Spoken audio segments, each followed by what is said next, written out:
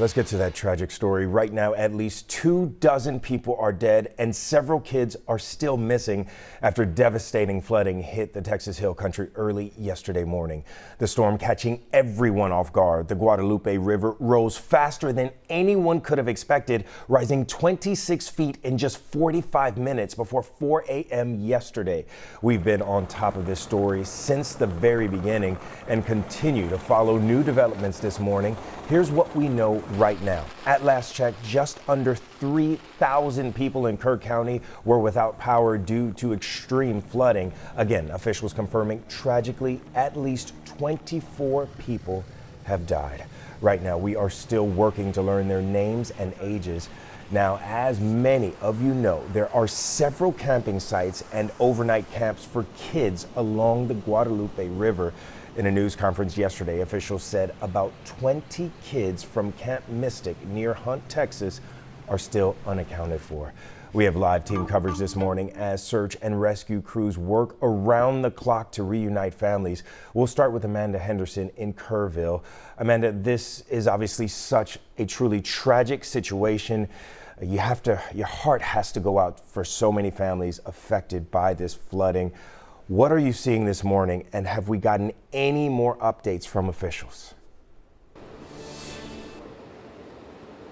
So I want to start with talking with the families, because I talked to probably half a dozen or close to 10 families yesterday, and your heart truly breaks for them because, and you can see right here, it's really, the rains have not stopped. It's still misty, it's still foggy. This is a very, very ongoing situation that these families are still waiting to get answers for. As for the waters out here, the Guadalupe, they have receded. And I want you to take a look at what they've left behind, because it is truly a trail of destruction. I see vehicles, I see what appears to be fences, chain link fences, all over this particular ledge right here. This, again, we can see this morning more the fact that this is a park.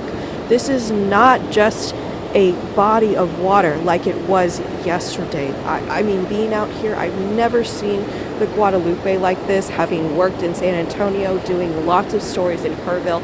I've done eclipse coverage in this park. I have done interviews with officials in this park. This is somewhere people come to celebrate, and now it is so hard to see this trail of destruction just left behind. We have seen officials going through the area, who I believe to be officials, because there is a police car in the distance. So I have to imagine that if they are going beyond that point, that it is police approved, official approved. I mean, guys, just looking at these trees over here, I just want to see if we can point over here. They were knocked down like toothpicks. This is not, they had no chance. And you see the debris hung in the trees. You see the concrete, what appears to be concrete in the water. It really goes to show how powerful these storms are and just the trail of destruction they left behind. But for these families, I want to be very clear. We're not going to bother them until they tell us, but a lot of them are still waiting for answers. And I know we have team coverage. We want to bring you the very latest, and we will continue to do so. And this morning, we have Michelle Choi, who is also going to be addressing what has been ongoing, especially for our neighbors in Houston. Michelle. Yeah, Amanda, while families in KHOU County hold out hope, we are hearing from loved ones here in the Houston area who are still waiting for word. Among the missing includes a family of 5 who haven't been heard from since floodwaters rushed in. Take a look. That is according to Joe Myers from Mont Bellevue. She says her sister, Deanne Kanesh, Deanne's husband, their son, daughter-in-law, and 5-year-old granddaughter were camping near the Guadalupe River for the holiday when they lost touch on Thursday. She says the last she saw was a photo posted from their campsite. Since then, nothing. It's been horrible. I've, try to remain very hopeful. But as the hours pass, the first couple hours, you're like, okay, she'll call, because she knows we're looking for her and her daughter's looking for her. Hoping they're hanging out in a tree. I hope they're all together.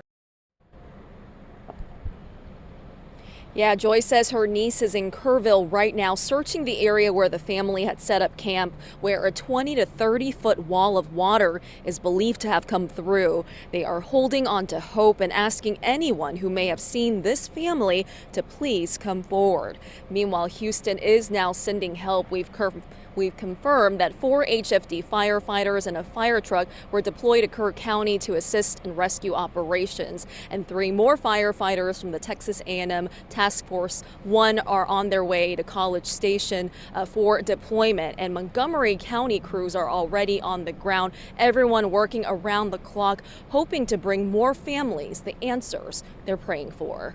Trayson? Yeah, your heart has to go out to that family and every family affected by this tragic flooding. Michelle, thanks so much. We hope everyone who's missing and unaccounted for is found alive.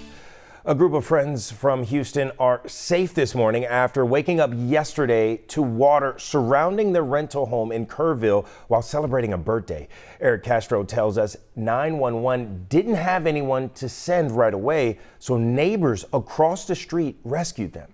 They were across the street, saw us, and were kind of helping talk us through what they could do. They had ropes. They had a human chain ready to help us. And so all 13 of us and our 5 dogs were able to get evacuated with their help. Wow, terrifying moments obviously there. Castro says all of their cars were washed away. Last we heard, they were working on getting a rental car so they can return safely to Houston.